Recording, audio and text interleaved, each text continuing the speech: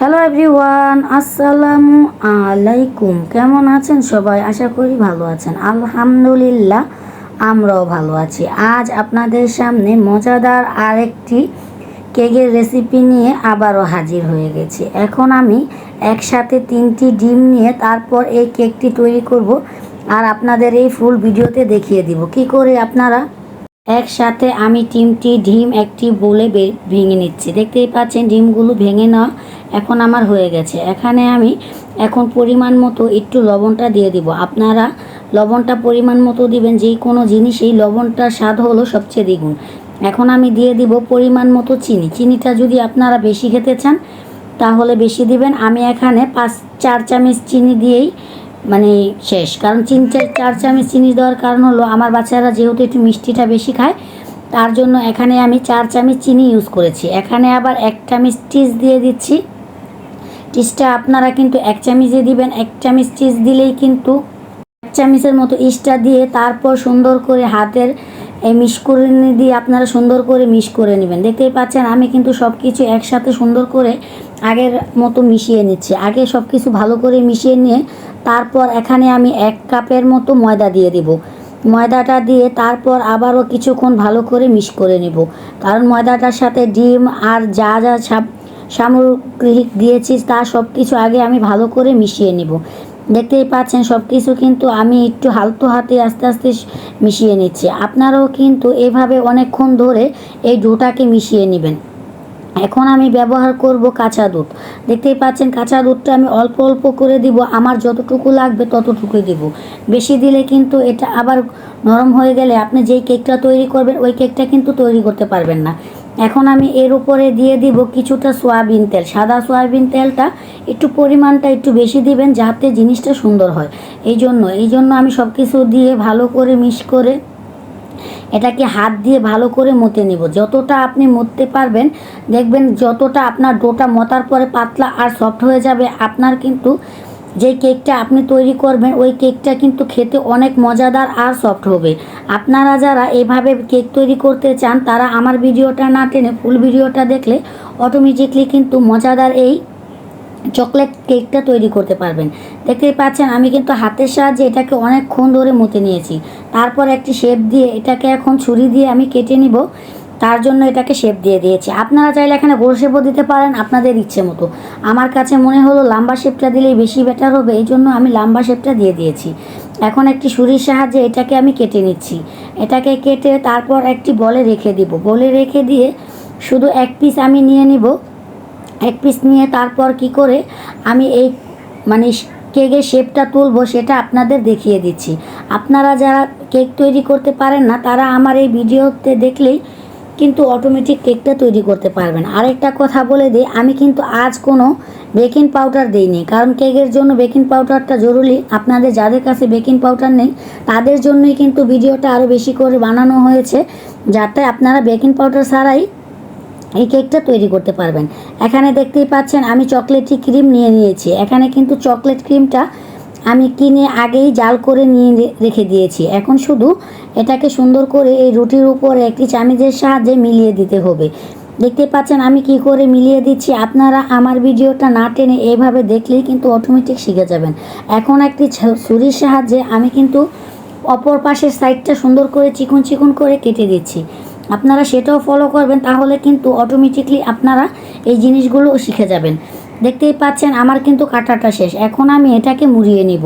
দেখতেই পাচ্ছেন আমি কি করে মুড়িয়ে নিচ্ছি, একদম হাতের সাহায্যে মুড়িয়ে নিচ্ছি। আর মুড়ানোর পর দেখতেই কতটা সুন্দর লাগছে আমার এই কেকের শেপটা। দেখতেই পাচ্ছেন এখন হালকা হাতে আমি একটু চিপ দিয়ে দিচ্ছি, কারণ এটা এমনও থাকবে না অমনিও তো থাকবে না, এটা ছুটিয়ে যাবে। আমি কিন্তু আপনাদের দেখাতে আর বুঝিয়ে দিতে, আপনারা যারা কথা বলে আপনাদের আমি এই জিনিসটা বোঝাতে পারবো না দেখেই আমি কিন্তু পুনরায় আরেকটি ভিডিও আরেকটি কেক শেপটা আপনাদের দেখিয়ে দিচ্ছি। আপনারা চাইলে একটু মনোযোগ দিয়ে দেখলেই কিন্তু অটোমেটিকলি এই কেকটা তৈরি করতে পারবেন আর বাচ্চাদের মনও ভরাতে পারবেন। বাচ্চারা ক্রিমি কেক বা চকলেটি কেক এগুলো বেশি খেতে ভালোবাসে। আপনারা চাইলে আমার এই ভিডিওটা না টেনে ফুল ভিডিওটা দেখলে অটোমেটিকলি কিন্তু মজাদার এই ক্রিমি কেকটি তৈরি করতে পারবেন। দেখতেই পাচ্ছেন আমি কিন্তু এটি মুড়িয়ে মুড়িয়ে ভেঙে নিচ্ছি। আর রুটিটা বেলার আগে আপনারা কিন্তু অবশ্যই একটু তেল দিয়ে দিবেন, না হলে কিন্তু রুটিটা এভাবে লেগে যাবে। আমার মনে ছিল না তাই তেল দিইনি, তাই কিন্তু বারবার লেগে যাচ্ছিল, কিন্তু আমার শেপটা উঠে গেছে। এখন কিন্তু আমি যেই পাত্রে কেকটা সেট করব ওই পাত্রে কিন্তু আগেই সুন্দর করে তেলটা ব্রাশ করে দিয়েছি। এখন কিন্তু আমি লাস্ট রুটিটা বেলছি, আপনাদের এটাও দেখিয়ে দিচ্ছি যাতে আপনাদের বুঝতে একটু সুবিধা হয়। আর আপনাদের বাসায় যারা নিচে ফ্লোরে রুটি তৈরি করেন তাদের রুটিটা আরও বেশি বেস্ট হবে। আমার কাছে তো বড় পিঁড়ি ছিল না, তাই আমি ছোটো পিঁড়ি দিয়ে রুটিটা বেলেছি আর সুন্দর করে আপনাদের সেটা দেখিয়ে দিচ্ছি। আপনারা চাইলে এইভাবে রুটিগুলো বেলে তারপরে এই মজাদার চকলেট কেকটা তৈরি করতে পারবেন। এখন কিন্তু আমি লাস্ট যে রুটিটা বানিয়ে শেপটা দিব ওটা দেখিয়ে আপনাদের লাস্ট আমি দেখিয়ে দিচ্ছি, যাতে আপনারা অটোমেটিকলি এটাকে শিখতে পারেন। অল্প খরচে মজাদার এই রুটিটা আপনারা এই কেকটা আপনারা বাসায় তৈরি করতে পারেন। এখন কিন্তু আমার রুটিতে ক্রিম মাখানো হয়ে গেছে। এখন ছুরির সাহায্যে এটাকে আমি সুন্দর করে কেটে নিব। দেখতেই পাচ্ছেন ক্রিমগুলো আমি একটু বেশি দিচ্ছি, কারণ এই রুটিটা একটু বড় হয়েছে। আর এই রুটিটা আমি মাঝখানে দিব দেখে ক্রিমটা একটু বেশি দিয়ে, চকলেট ক্রিমটা, তারপর এটাকে ভালো করে আলতো হাতে মালিশ করে দিচ্ছি। এখন আবার ছুরির সাহায্যে চিকন চিকন করে কেটে নেব। আপনারা চাইলে কিন্তু এটার মাঝখান থেকেও কেটে সুন্দর করে এটা শেপ দিতে পারেন। আমার কাছে মনে হলো এভাবে দিলে শেপটা সুন্দর দেখা যাবে আর রুটির কেকটাও সুন্দর ফুলে উঠবে। এখন কিন্তু আমি এটাকেও সুন্দর করে হাত দিয়ে মুছিয়ে দিচ্ছি। দেখতেই পাচ্ছেন মোচড়ানোটা হয়ে গেলে আমি একটি পাত্রে, যেই পাত্রেটা এই কেকটা আমি সেট করব ওই পাত্রেই কিন্তু এটাকে আমি আধা ঘন্টার জন্য রেস্টে রেখে দেব। কারণ আধা ঘন্টা রেস্টে না রাখলে এই ডোটা কিন্তু ফুলবে না। যেহেতু আমি ডোটা বানিয়ে রেস্টে রাখিনি, তার জন্যই আমি কিন্তু এটাকে আধা ঘন্টার জন্য রেখে দিব। আধা ঘন্টা রাখার পর দেখবেন এটা ফুলে আরও দ্বিগুণ হয়ে গেছে। এখন কিন্তু আমার কেকের শেপটা তৈরি করা একদম কমপ্লিট। এটা কিন্তু আলগা আলগা করে বসিয়ে দিয়েছি, কিন্তু যখন আমি এটাকে ভাপাবো তখন কিন্তু এটা ফুলে একদম আঠালো হয়ে যাবে।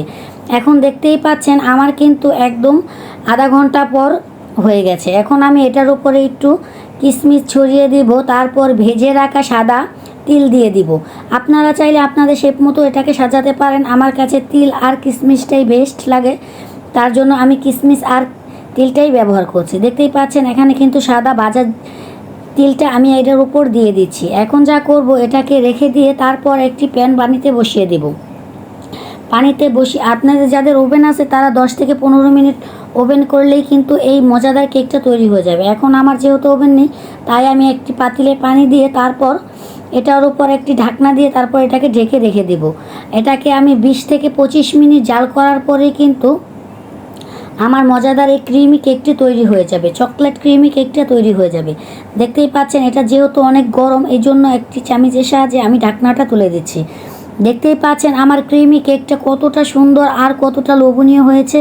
খেতেও কিন্তু অনেক মজাদার এই ক্রিমি কেকটা। আপনারা যারা তৈরি করতে চান তারা আমার ভিডিওটা না টেনে ফুল ভিডিওটা দেখলে অটোমেটিকলি কিন্তু মজাদার এই ক্রিমি কেকটা তৈরি করতে পারবেন। আর ইয়ামি এই ক্রিমি কেকটা আপনার বাচ্চারা ইচ্ছে করলে আপনি টিফিনেও এটা ব্যবহার করতে পারেন। আর হঠাৎ করে যদি আপনার বাসায় কোনো মেহমান চলে আসে তাহলে নাস্তা হিসেবে ব্যবহার করতে পারেন। যখন আপনি কোনো মেহমানদের সামনে এই ক্রিমি কেকটা দিবেন তখন জিজ্ঞাসা করবে আপনি কোন বেকারি থেকে এই কেকটা নিয়েছেন। এরা বিশ্বাসই করতে চাইবেন না মজাদার এই ক্রিমি কেকটা আপনি যে বাসায় তৈরি করেছেন।